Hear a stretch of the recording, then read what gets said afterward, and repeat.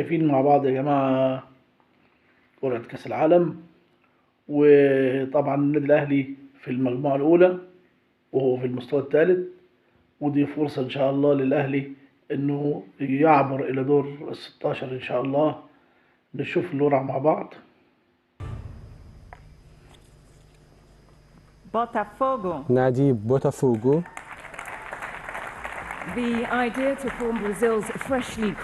النادي المتوج حديثا بدوري أبطال أمريكا الجنوبية،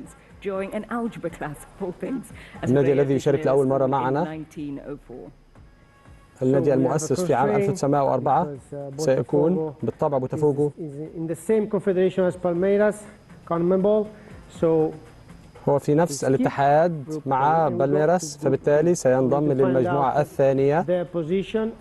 ولنرى الآن في أي مركز سيتواجد في المجموعة الثانية بوتافوغو. أنا الآن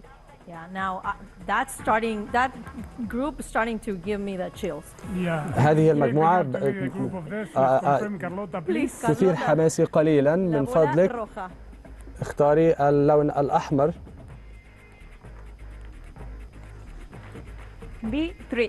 سيكون في المركز الثالث في المجموعة الثانية.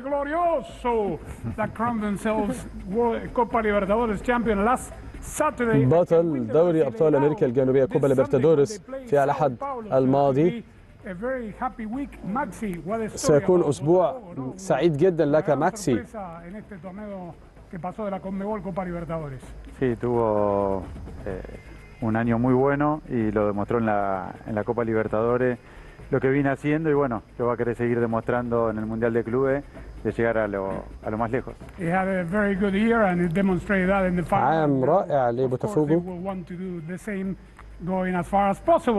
والذي يريد أن يذهب إلى أقصى نقطة في بطولة كأس العالم للأندية في هذا العام. حسنا، لنرى. ليس سيئا. قد استبعدنا الآن النادي البرازيلي الوحيد في هذا المستوى، فلنرى الفريق الثاني.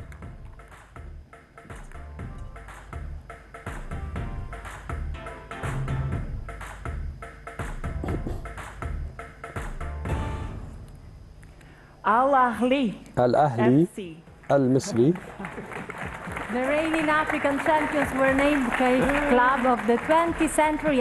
نادي القرن العشرين في إفريقيا، نادي القرن الإفريقي، والنادي الأكثر المتوج ب 12 بطولة إفريقية، والنادي الذي تعدى عمره 100 عام منذ تأسيسه في عام 1907.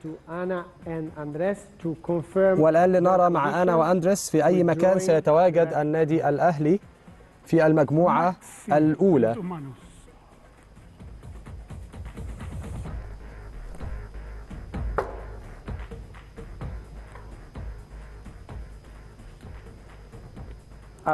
في المستوى الثالث الأهلي،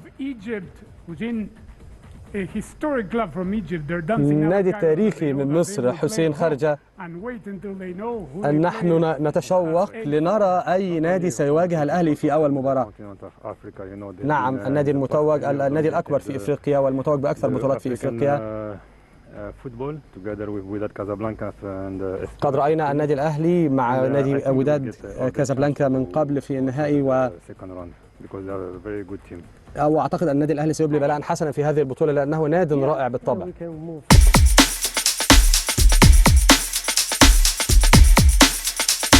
فضلا وليس أمرا ادعمونا بلايك للفيديو واشتراك بالقناة